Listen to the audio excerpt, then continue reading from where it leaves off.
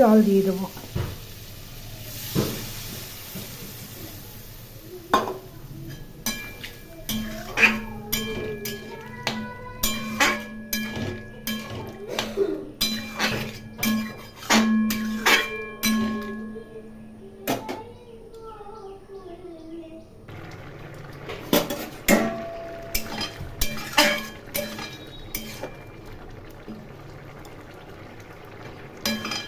এখন ওলের ডালনা আমার হয়ে গেছে, ওলগুলো সিদ্ধ হয়ে গেছে। এখন আমি ওলের ডালনা নামিয়ে অন্য পাত্রে ঢেলে নেব এবং একটু ঘি দিয়ে দেবো।